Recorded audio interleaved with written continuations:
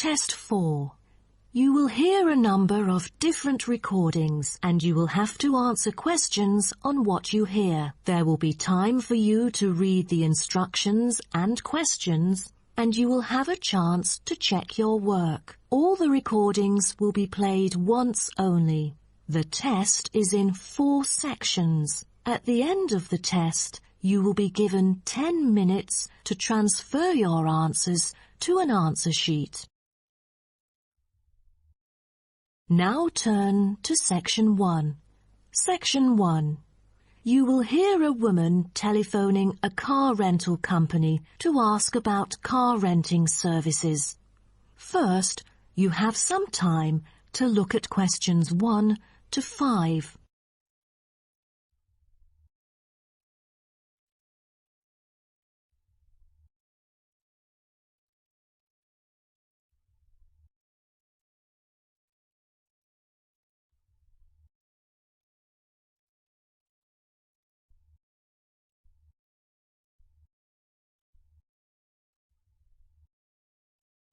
You will see that there is an example which has been done for you. On this occasion only, the conversation relating to this will be played first. Hello. First choice car rental. How may I help you? Oh, good morning. I'm calling for some information about your car renting services. I'm an American and I will be going on a family holiday to your city from Ohio next month. The woman says that she is an American, so American has been written in the space. Now we shall begin. You should answer the questions as you listen, because you will not hear the recording a second time. Listen carefully and answer questions 1 to 5. Hello. First choice car rental. How may I help you? Oh, good morning. I'm calling for some information about your car renting services. I'm an American and I will be going on a family holiday to your city from Ohio next month. Okay, no problem. It's our pleasure to serve you. Could you please tell me your name and contact information first? I'm Caroline. That's Caroline.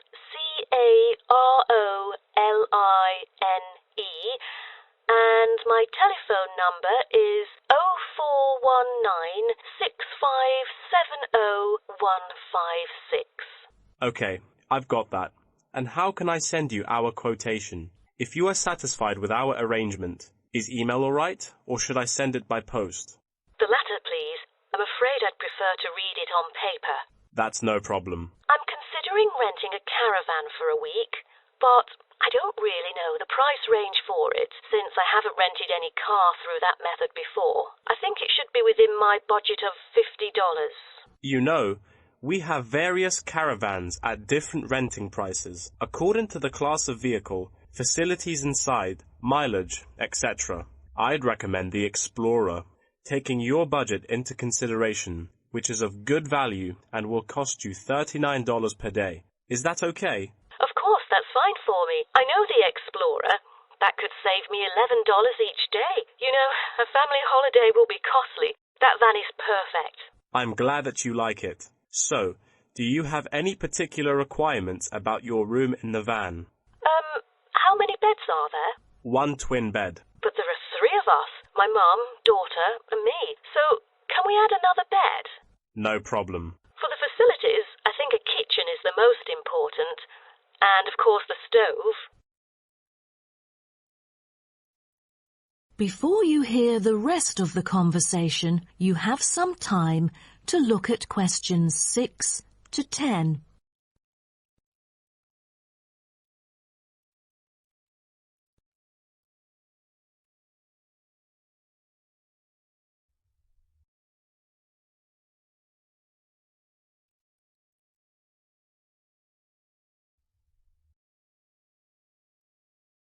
Now listen and answer questions 6 to 10.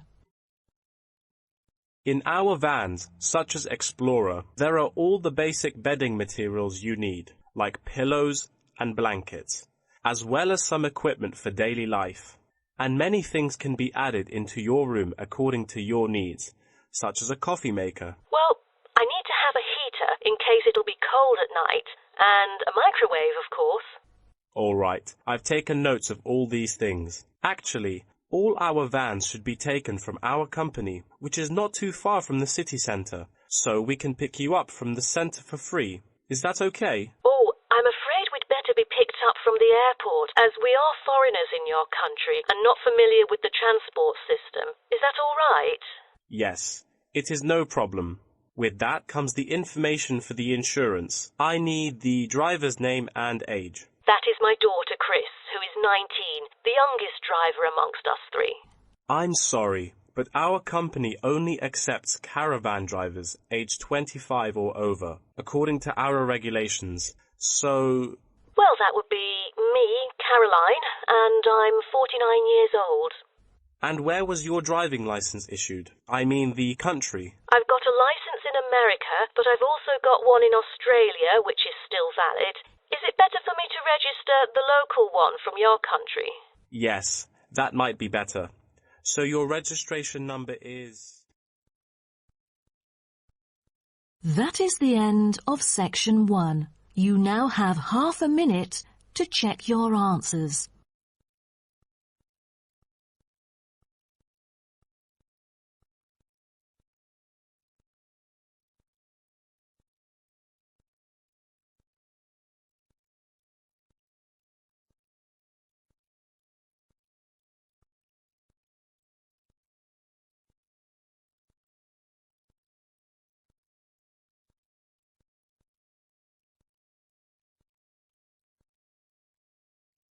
Now turn to Section 2. Section 2. You'll hear a talk between a host and a professor called Alison Downing about cocoa beans. First, you have some time to look at questions 11 to 16.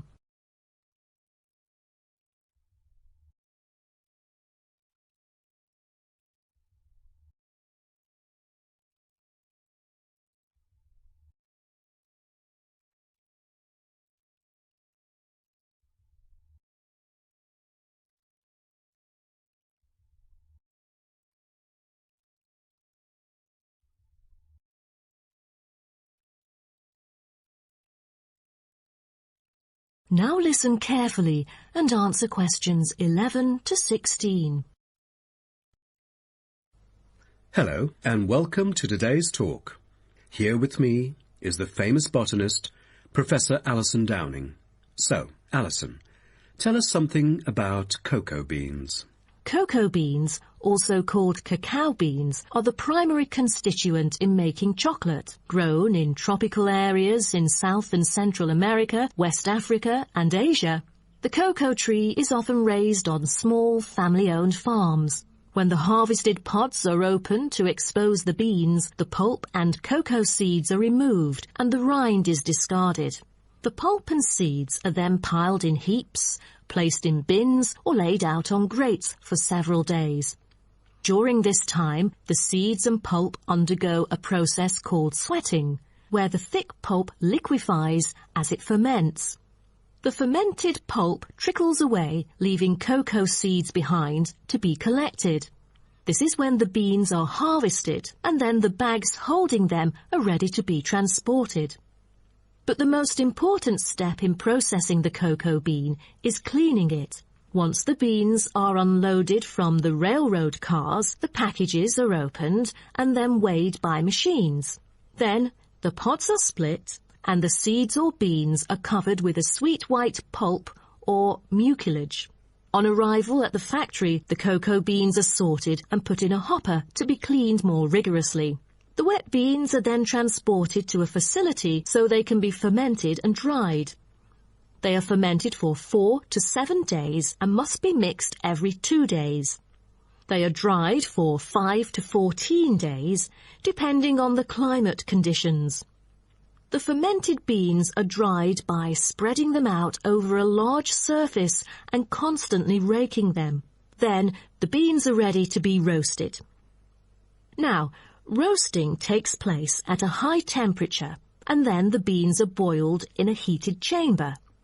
During the roasting process, the beans will be expanded and cracked.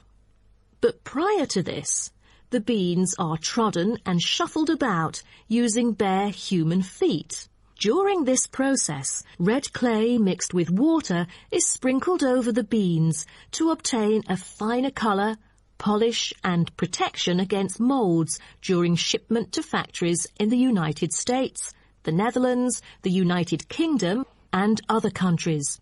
Now, back to what I was saying. After the beans are cracked, they need to be cooled. Then the roasted beans are sealed in pockets. Before you hear the rest of the talk, you have some time to look at questions 17 to 20.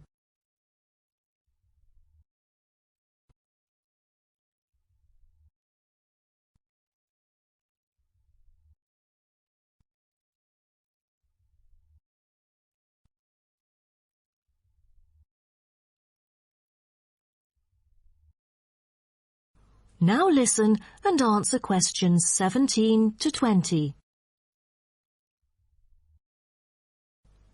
Wow, that is not a simple process, is it? But someone told me that different roasting levels of coffee can lead to different kinds of flavours. Yes, roasting coffee transforms the chemical and physical properties of green coffee beans into roasted coffee products. The roasting process is what produces the characteristic flavour of coffee by causing the green coffee beans to change in taste. Unroasted beans contain similar, if not higher levels of acids, protein, sugars and caffeine as those that have been roasted, but lack the taste of roasted coffee beans due to the Maillard and other chemical reactions that occur during roasting. The vast majority of coffee is roasted commercially on a large scale, but small-scale commercial roasting has grown significantly with the trend toward single-origin coffees served at specialty shops. Some coffee drinkers even roast coffee at home as a hobby in order to both experiment with the flavour profile of the beans and ensure the freshest possible roast. So here, I'm going to introduce some of these roasted coffee beans and their special flavours.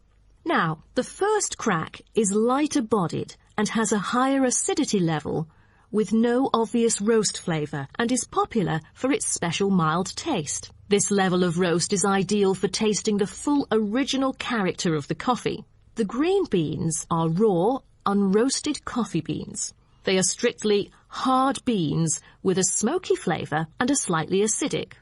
We've also got French roast, and the flavour that comes across in French roast coffee usually has more to do with the roasting process than the actual quality of the beans. By the time the beans are dark enough to qualify as French, most of their original flavour has dissipated. In its place come the flavours of caramelising sugar, bittersweet coffee, and often a bit of chocolate. And finally, espresso smoky. That is, coffee brewed by forcing a small amount of nearly boiling water under pressure through finely ground coffee beans. Espresso is generally thicker than coffee brewed through other methods, has a higher concentration of suspended and dissolved solids, and has creamer on top. As a result of the pressurized brewing process, the flavours and chemicals in a typical cup of espresso are very concentrated. Espresso is also the base for other drinks, such as cafe latte, cappuccino, cafe macchiato, cafe mocha, flat white or cafe americano. That is the end of section 2. You now have half a minute to check your answers.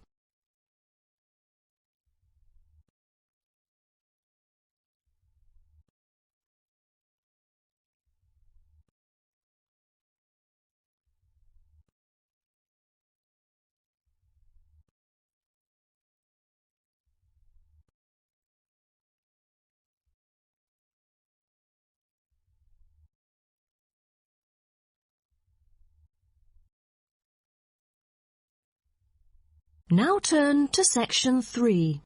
Section 3. You will hear two students talking about the moa with the lecturer. First, you have some time to look at questions 21 to 26.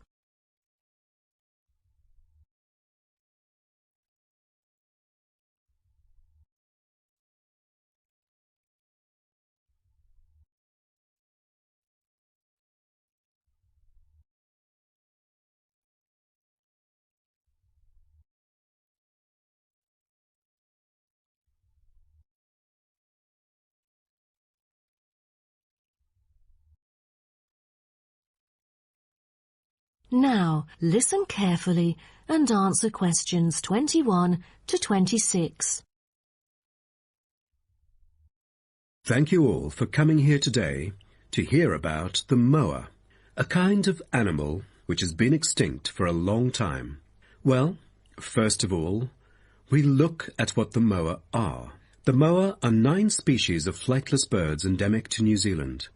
They were the dominant herbivores in New Zealand's forest, shrubland and subalpine ecosystems for thousands of years. But around 500 years ago, they all went extinct.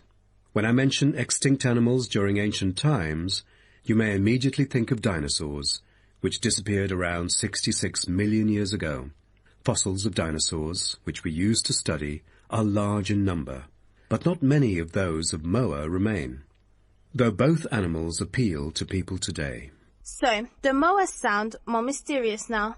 But sir, I've got a question about these flightless birds. How can we distinguish them from other birds? That's a good question.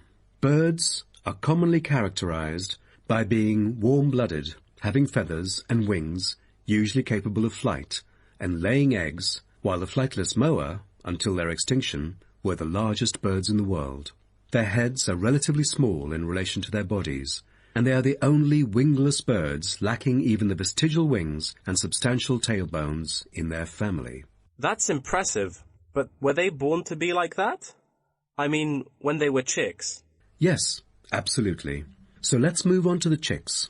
The eggs of moa were laid in nests and incubated for about 2 months. The chicks would be well developed upon hatching, and probably would be able to leave the nests to feed on their own almost immediately. I've heard that the male moa are thought to have incubated the eggs. Is that true? I think there is a possibility for that. I've read somewhere that the sex-specific DNA recovered from the outer surfaces of eggshells suggested that these eggs were likely to have been hatched by the male, but we still need to consult more. But I have a question.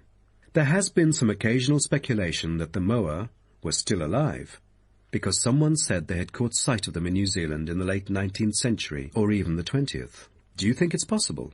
I'm not amazed by that, since that kind of thing has been claimed several times. But I find it funny, because no reliable evidence of moa tracks has ever been found, and experts still contend that moa survival is extremely unlikely. So what was the reason for the moa's extinction? I wonder if it was global warming or some other factors related to their living environment. Well, before the arrival of human settlers in New Zealand, the moa's only predator was the massive Haas eagle.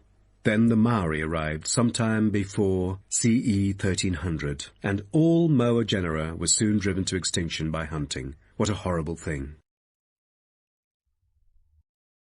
Before you hear the rest of the talk, you have some time to look at questions 27 to 30.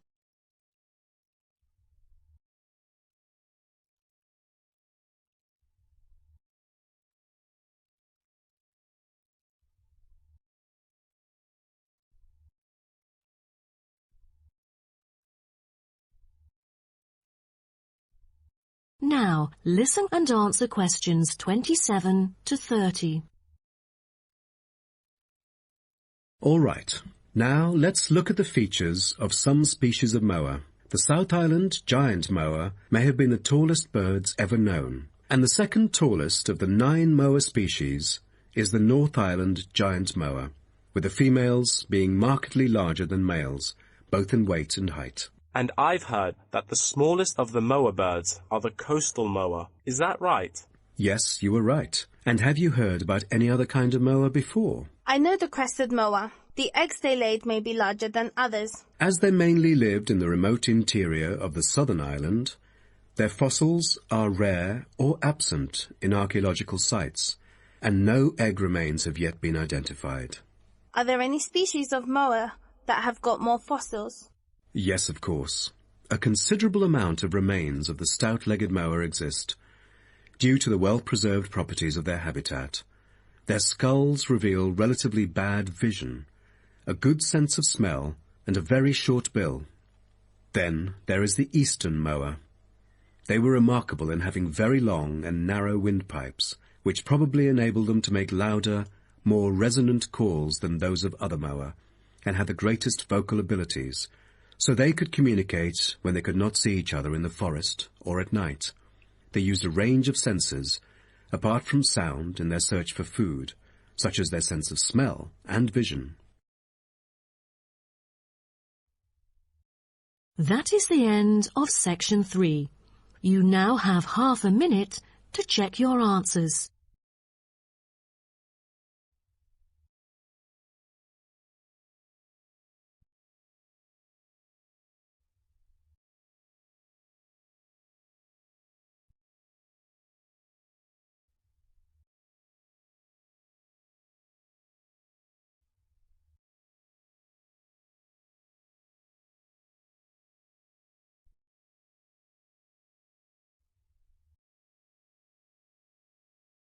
Now turn to section 4. Section 4.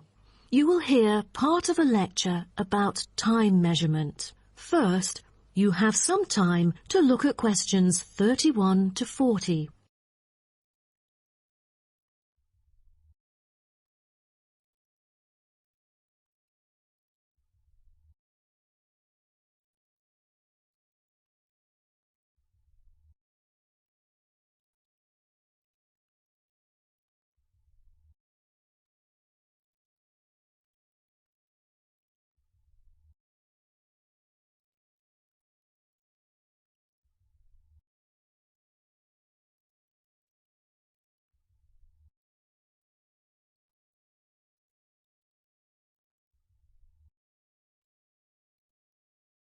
Now, listen carefully and answer questions 31 to 40. Good morning, everyone. Today, I'm going to talk about the research project I've been involved in on time measurement. Do you know how time is measured? Consider how we measure length and how, with time, we encounter a difficulty. Before we could grasp it, it would slip through our fingers. In fact, as we can see, we are forced to have the resource to measure something else, the movement of something in space or a set of movements in space. All the methods that have been employed so far really measure time by a motion in space. The measurement of time is no easy matter, a scientific unit only arrived at after much thought and reflection. As the most primitive form of measurement, the sun seems to be natural. Ever since man first noticed the regular movements of the sun and stars, we have wondered about the passage of time. Prehistoric people first recorded time according to the sun's position. To start off, let us take noon, which is when the sun is on the meridian at the highest point of its course across the heavens, and when it casts the shortest shadow. But this measurement, which was regarded as a major one in ancient times, was less important than the natural events that occurred. The earliest natural events that had been recognized were in the heavens, but during the course of the year there were many other events that indicated significant changes in the environment. Seasonal winds and rains, the flooding of rivers, the flowering of trees and plants, and the breeding cycles or migration of animals all led to natural divisions of the year, and the further observation and local customs led to the recognition of the seasons. Years later, precise measurements were invented because the passage of time was extremely important for astronomers and priests who were responsible for determining the exact hour for daily rituals and for important religious festivals. Apart from the connection with religion, accurate time measurement was also related to the government, since they divided the day or the night into different periods in order to regulate work and various events. For thousands of years, devices had been used to measure and keep track of time. The current sexagesimal system of time measurement dates back to approximately 2000 BCE from the Sumerians. It was found that the earliest ancient timekeepers were mainly invented and used in Mesopotamia, where the water clock was introduced from, as well as in North Africa, especially in the area of ancient Egypt.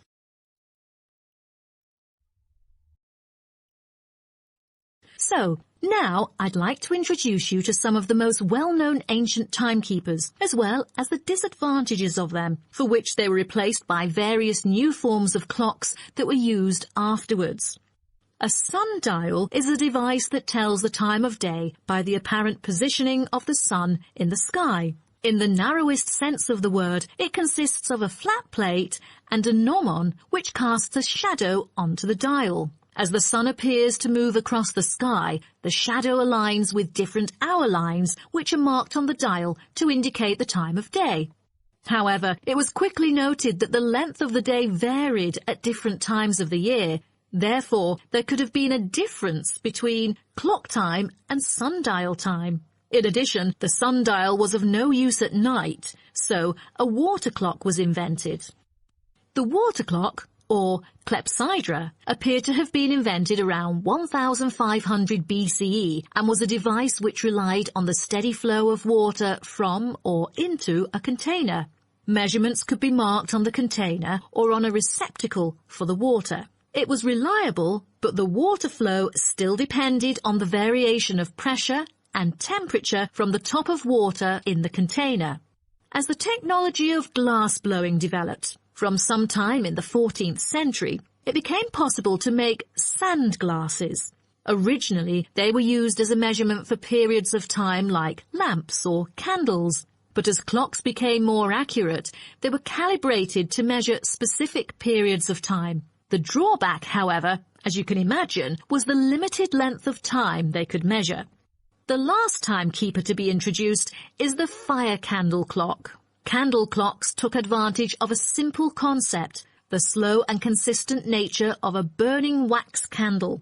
By utilizing this process, our ancestors were able to keep steady track of the time. The clocks were created by engraving the length of the candle with evenly spaced markings. Each marking represented a single unit of time, and as the wax burned down, each hour would disappear. However, the drafts and the variable quality of the wax mainly influenced the time of burning. Like oil lamps, candles were used to mark the passage of time from one event to another rather than tell the time of day.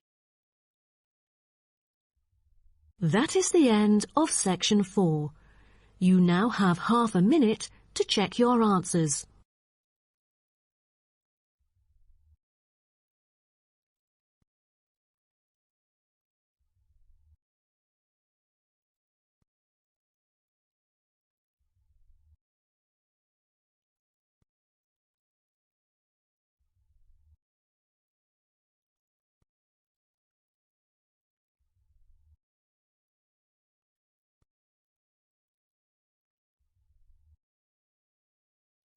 That is the end of the listening test. In the IELTS test, you will now have 10 minutes to transfer your answers to an answer sheet.